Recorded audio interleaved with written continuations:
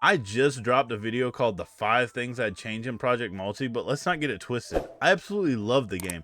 So today, let's go over the 5 best things about Project Multi. As always, make sure you do like, comment, subscribe, and let's get into it. All right, my favorite thing about Project Multi has to be the art. That is my number one on this entire list for so many reasons. The art in this game is just, it is chef's kiss beautiful. Like you feel like you're going back in time, back to the 90s, to the 2000s, when you first watching Dragon Ball, when you're first reading the manga, and you just feel like you're being transformed into a place of just magic. Like this game feels like it just puts so much love and care into just the art style, the simplicity of Goku doing a Kamehameha wave, but then using times 4 freaking Kaioken to make it bigger, and the art on it is beautiful. The way when they go to use an ult and it shows the art on the side with the character, along with the art of the actual the ability itself, everything about it just screams beauty. Like the amount of love, care, and energy put into this game cannot be dismissed on actually how amazing. Like to me, this game is just absolutely wonderful.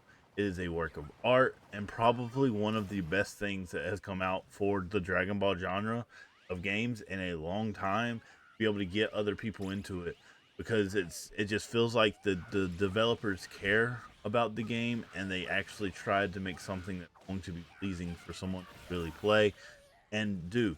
And with it being that easy to play, that's the second part of it. The amount of care that went into the fact that it is a mobile game, but it is also a Steam game. But the best part about the mobile game is it being mobile means you can play it at any point, anywhere, anytime if you have the time to play it. And it runs so smooth. I personally, I have a Galaxy S23. I don't know, I can't speak for older generation phones, but I know on my phone that's still at least about 2 years old at this point, it does still play extremely well. It plays at 60 FPS, no problem at all, not having any issues. And my favorite thing to do, and I brought it here with me now, is Backbone. You can hook the Backbone up to it and it pairs with it flawlessly. The amount of time and effort I go into downloading sometimes a game hoping that Backbone will work for it. I'd love to play Genshin Impact on my phone, but I want to play it with a Backbone because I hate using the thumb controls on that game, but it's not compatible with the Backbone. I didn't have to set anything up. I just had to plug in my Backbone. And no, I'm not sponsored by Backbone. For God's sake, just grab yourself a freaking Xbox controller and pair it to your phone. That it will work that simple. You don't have to use the touch controls. But even if you do, the touch controls still feel good in that game compared to games like I have mentioned prior that I just cannot play with certain things. Like I can't stand the touch controls. So to me, they did a phenomenal job at getting the point across on it being a mobile game while still being able to carry it with you. I think the one thing they need to do, and I don't know that they'll be able to because of the fact that Pokemon Unite is a game, but if they can somehow convince the Switch to let them install that onto their system, oh man. Because the fact that it runs so well on the phone tells me it would run really well on the Switch. And so if you get me that mobile screen just slightly bigger on the Switch and I can play it there, oh, I'm going to be so happy. I really hope they find a way to do that. I think their hardest challenge is being able to get around the Pokemon Unite aspect. Like, Nintendo's going to want people to play that game, not that one. And they're going to feel like it's too much of a competition. Even when competition is good, Nintendo's always been that way, so I could see that not turning out well for them in that sense. So I do think if they can somehow find a way to get it to the Switch, the mobility of that game will be untouched completely because of how easily it plays, especially with that Backbone. So the other thing I do want to point out with it being a mobile game is the quickness of it. So matches typically, I'm gonna say your average match would probably last 9 to 10 minutes. That's average because at 7 minutes you have the spawn of the Great Ape.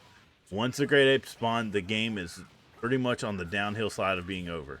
However, I know there are games where you could finish in under 6. I have myself finished, I think, my quickest match was at like 6 minutes and 12 seconds.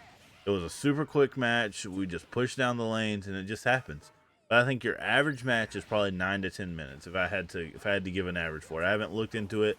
Probably should before I'm spewing facts like this, or trying to spew facts, but it just being what I'm assuming. But I do think that 9 to 10 minutes being a quickness of a game makes these game's way too good not to be able to just play. You can play it quickly. It's just a quick we'll go into, play it, and then you can drop it right after one game. Most people aren't dropping it after one game because it's a MOBA. It's highly addicting.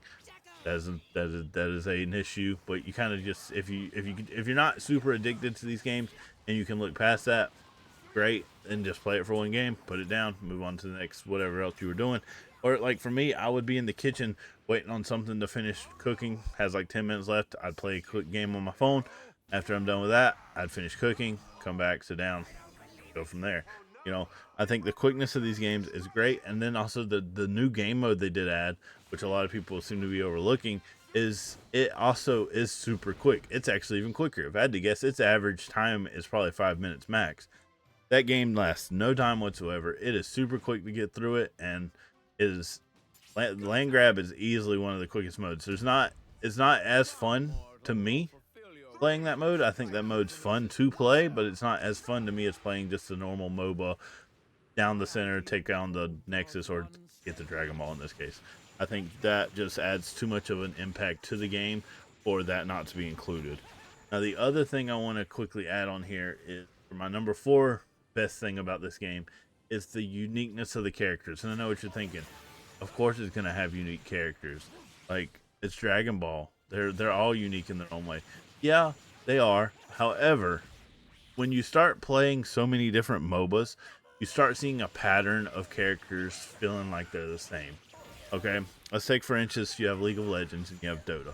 There are several characters within those games that are very similar to each other, but not close enough for either team to get in trouble for them. And then you have Mobile Legends Bang Bang, which is almost an identical copy of League of Legends. But it also has characters, like I said, it's almost identical even with their characters, and they know it, but somehow, I don't know how they haven't gotten in trouble, but that's neither here nor there. But you have games like that where it's just a lot of the same characters over and over, and with this, they didn't try to add those characters but throw a Dragon Ball skin on them. No, they gave all the Dragon Ball characters their own unique feel, which is great. The only things that are similar are the auto attacks.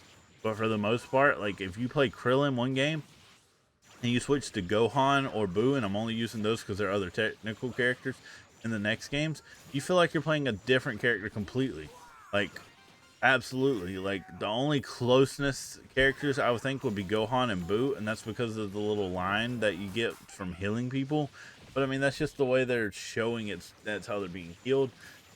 Even if it doesn't make much sense with Gohan. I never understood why that line connects. It doesn't, like, I know why it connects, but I don't know why it's there. But then once you, like, just say for instance you play Zamasu, then you play Vegeta.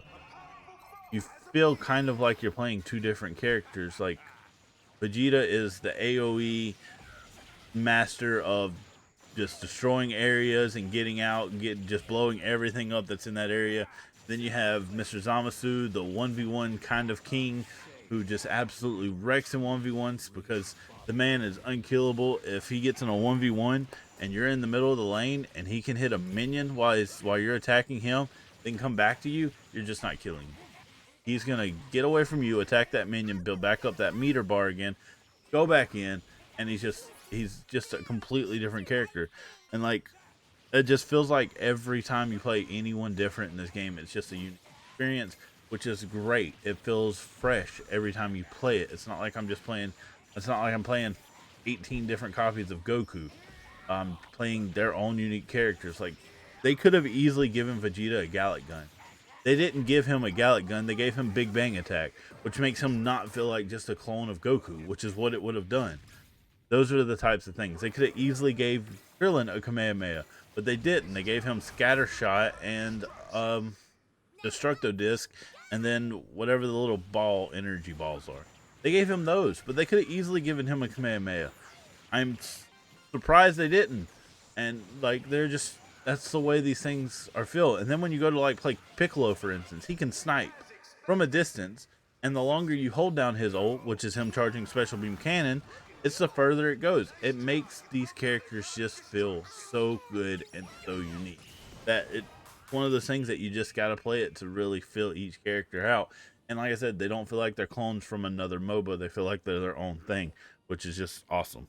And the last thing I want to bring up, the last thing I think is the best thing they added to this game, and even though I kind of nitpicked it in my things they need to change, I still think it's a great thing, and that's the rank system.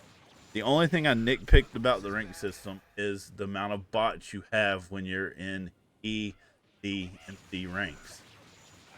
Once you're in B, A, and S rank, they're almost, I don't think there are any bots, if I had to guess. I don't think there are any bots really in C rank that much, but in E and D, like, the bot amount is absolutely wild. Like, you can get stuck with 4 bots on your team, and there'd be 4 real people. Yeah, 3 bots on your team, 4 real people on the other team, and you're just like, well, this game's gonna go that way. So you can kind of get a sense for it when you can tell it's a bot too, because they're not playing like a normal person would. You know, they're not getting away from the attack when it's hitting them, and they're almost dead. They're going in for a 1v2. Like, who does that? But I mean, I'm sure there are people that do that. Let's be honest. Not everybody has a MOBA experience, or this could be their first MOBA. So, I mean, I guess I have to take that into account. But back to the rank system. I think it's a fantastic rank system. So, basically, from level E, all of level E, you cannot downrank. You just pretty much gain points from winning, and you go into level D. Once you're in D, you start losing points for every match you lose. Very little points. And then it slowly gets worse or higher based on how much you win. And I guess in the higher ranks, I never got past C rank myself. I just didn't have enough time to really commit to it. But for me, with the rank system, it really felt like the time you put in is the higher the rank you got. And yeah, you kind of had to have a good team behind you too, because like you could put in 6 hours and have 6 hours of straight losses, which yes, could suck, but it could happen. But if you just weren't putting in the amount of, like, you just didn't have the right teammates, it could happen. Not saying teammates are always the fault. Sometimes you are the fault. You remember that.